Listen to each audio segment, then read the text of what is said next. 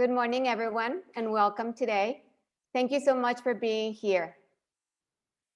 So perhaps today you might hear a few things that you're already implementing in your classrooms. That is why it is important and always reassuring to hear and know what our colleagues are successfully doing in their classes regarding the social emotional well-being of students during these times, right? COVID times, whether you are in hybrid mode, distance learning, or present in your class. Our objective today is for you to leave this session saying, great, I am confident that what I am doing in my class is supporting my students, or you can say, I will try these strategies that I learned today in my class on Monday. Can we move on to the next slide, please? Thank you. So please take a moment to think and write down in a piece of paper or on a Post-it, how have you supported your students' social emotional well-being during the pandemic? It could be a sentence, it could be a word, whatever describes best what you're doing in the classroom.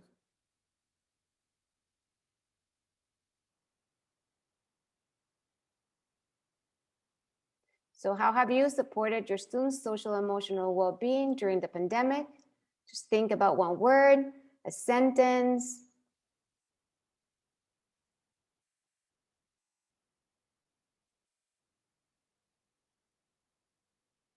Okay, so we're now going to break our rooms to share with other colleagues. We will add this question in the chat box for you to use as a reference. Ime is actually putting it on the chat box right now.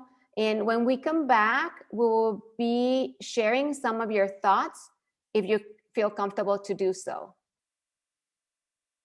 So our breakout rooms open now? Here we go. Thank you, Ime. Oh.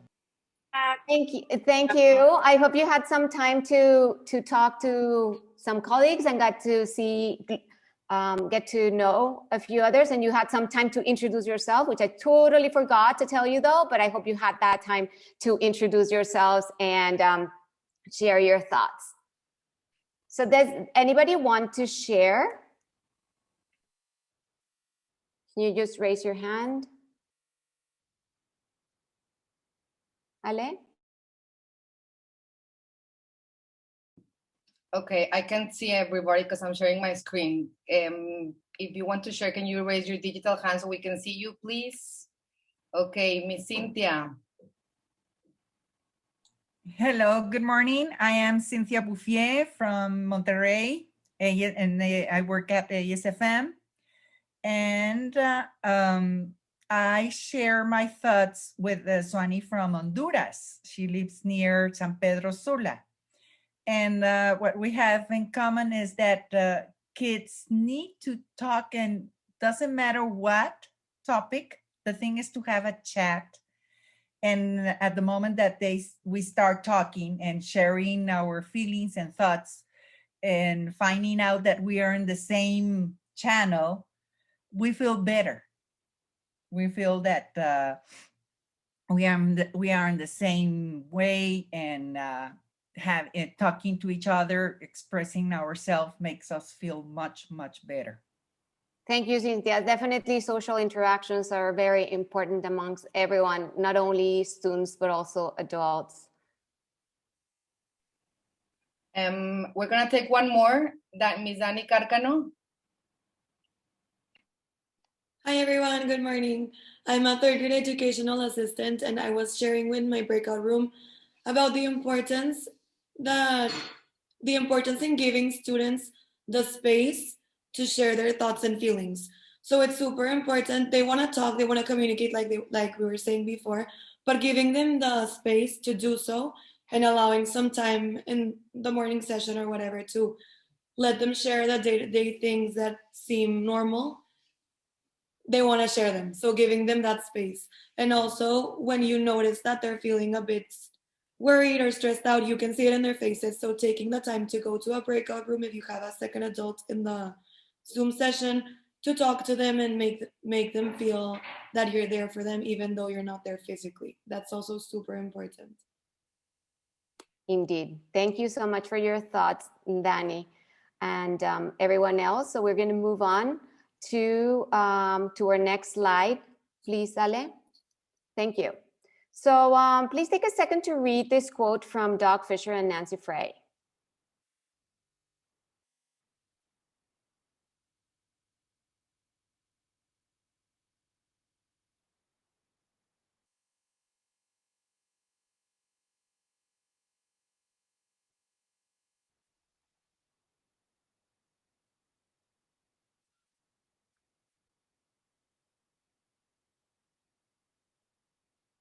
Notice the font, but we're up to the challenge is bigger.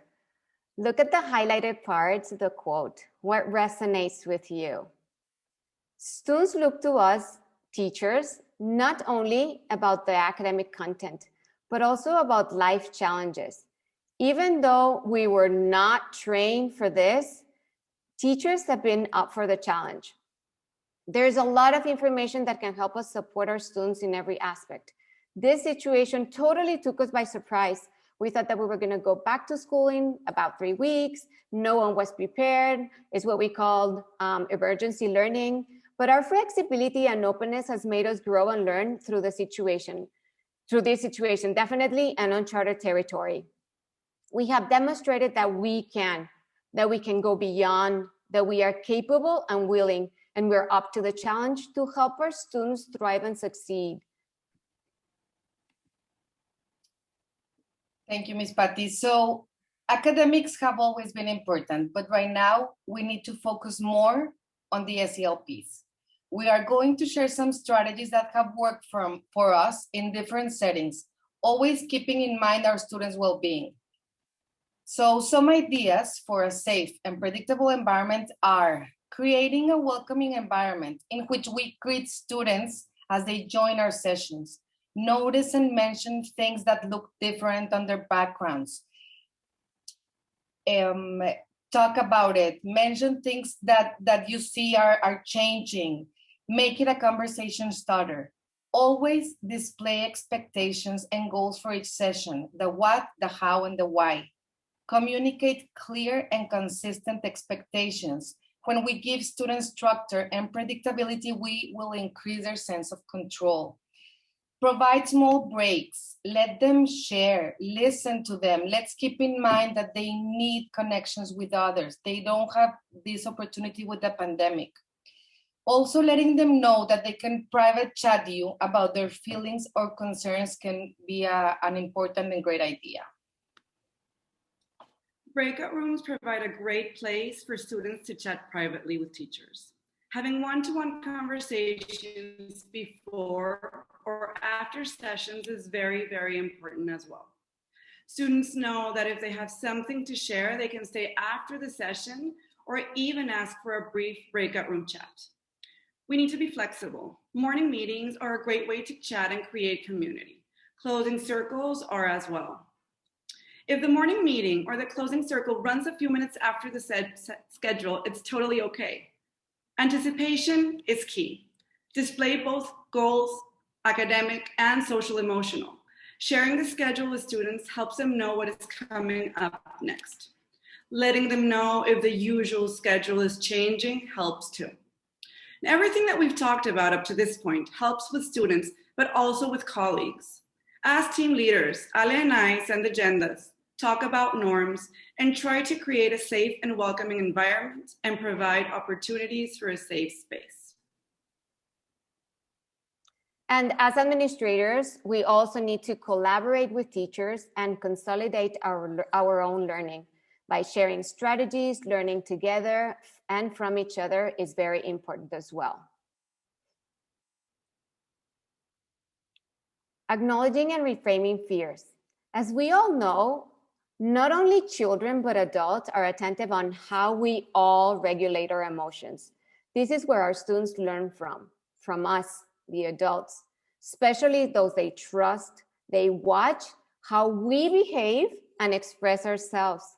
Our emotions transmit to students how they should feel. As adults, we need to learn how to cope and deal with this present situation, with the pandemic, right? For me, it is important and vital to have regular check-ins with teachers, whether it's via WhatsApp, email, letting them know that I am there for them, that I listen, and that I can provide the support that they may need, sometimes just by being present and helping them provide solutions or solving situations, just listening.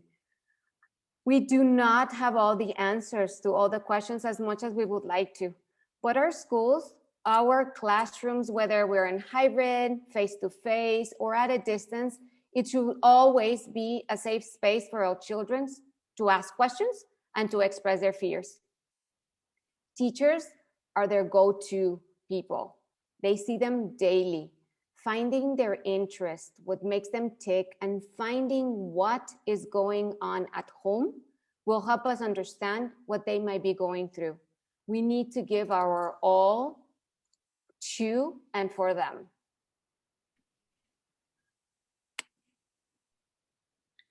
Emotional check-ins are crucial. Communication with parents is essential as well. As a mom, I love when teachers communicate with me and talk to me about my daughters, both positive and areas of growth. Letting parents know you are available for chats is very important. Communication with Spanish teachers and specialist teachers is essential. You can talk about students' attitude, attendance, punctuality, or any patterns that you may notice.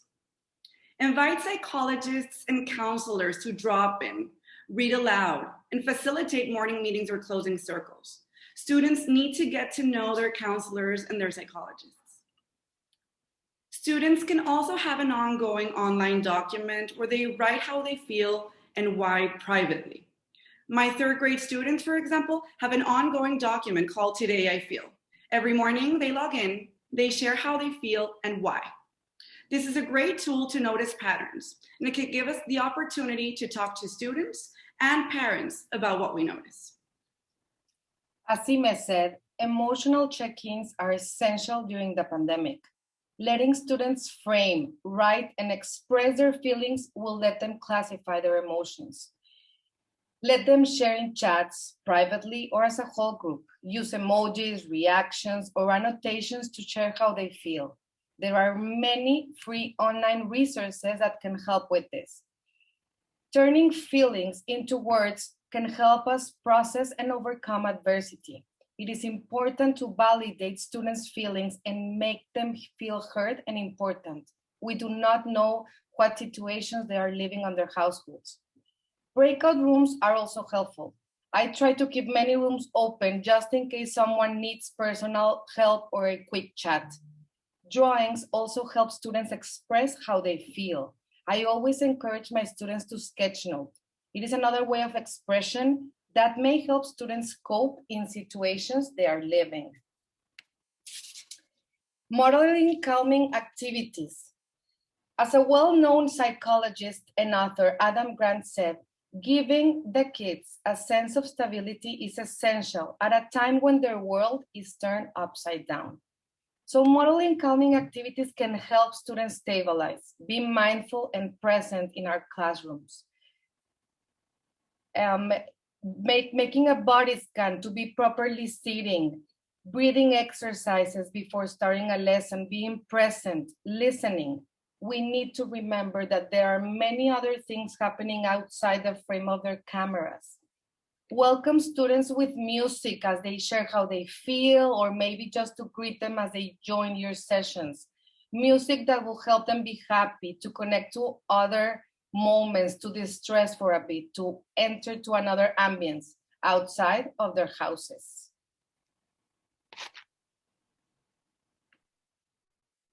As Ale was saying, music has a big impact in our life. One great practice that I learned from Carla Tantillo-Philibert was having students draw a line on a piece of paper. As they're drawing, have them listen to music, classical music, for example. And as they continue drawing, change the music and have them notice how their stroke changes. Movement is also very important. Guided brain breaks and planned energizers, stretching and yoga movements, fidgets like balls, poppets, and squishies, different types of seating like yoga balls movement cushions, and even standing up.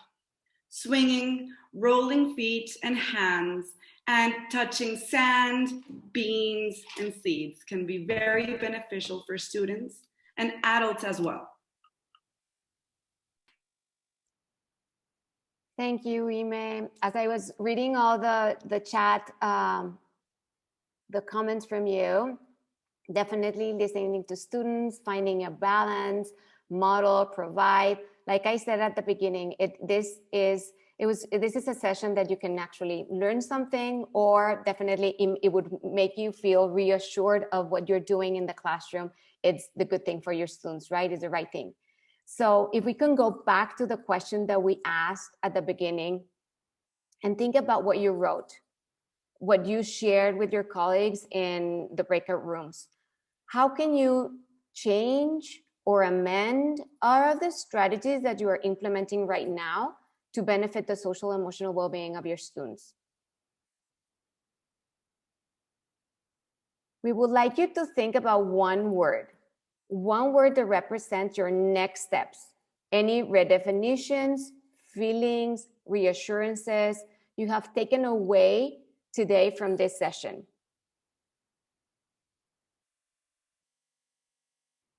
So Ime just sent on the chat a poll, and please take some time to click on the link that was sent to you and type your one word.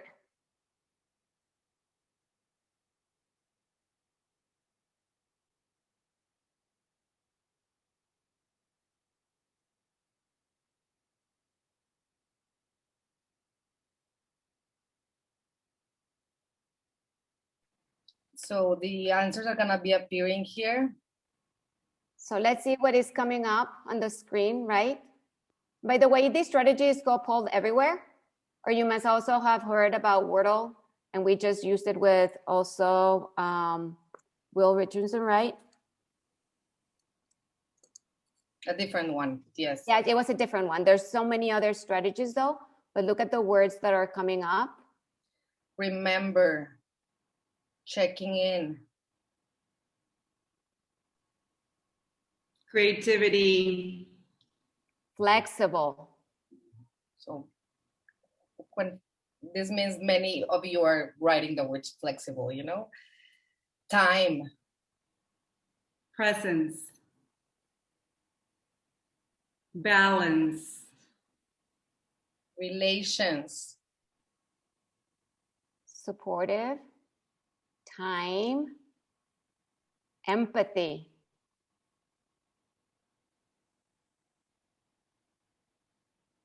Expressing. Pause. Support. Compassion. Wow. Thank you everyone for sharing. This is definitely words that are sticking in our minds.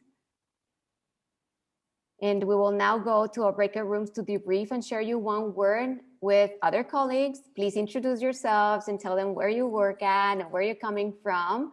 And just say why you chose that word. And we'll give you just about maybe a couple of minutes to share, and then we'll come back to our session. Here we go. Okay, so as you were on your breakout rooms, I noticed that some of you were curious about the ongoing document that I use with my students. I created slide, it's a document with slides and with the Excel or the Google Sheets. And what I did is I shared that with them via Google Classroom. And every day they log in what day it is, the date, how they feel from a 1 to a 10, and then they tell me why. They need to be very specific about why they feel how they feel. And what I asked them to do is that if they needed to chat with me, they ask me for a brief conversation or a breakout room, and I do that during the day, during our session. And it's been great because we do have sharing every morning with our morning meetings, but it gives them an opportunity to share other things that they're feeling they don't want to share in front of everyone. So it's created great conversations with my students and with their families as well. Thank you, Ime. We have 1 minute. So to close this session, we want to leave you with this quote. The most important tool in our toolbox is human connection. Thank you very much for being here, for your contributions and participation. We really hope this was helpful. And thank you for spending your Saturday with us. We hope also you add to your practices and your teacher toolbox. And Ime will share the presentation on the chat box. There are some resources and references at the end. We hope you find them useful. And thank you again. Yeah, thank you, Ale, Ime, and Patti, for sharing your experience and knowledge with us today.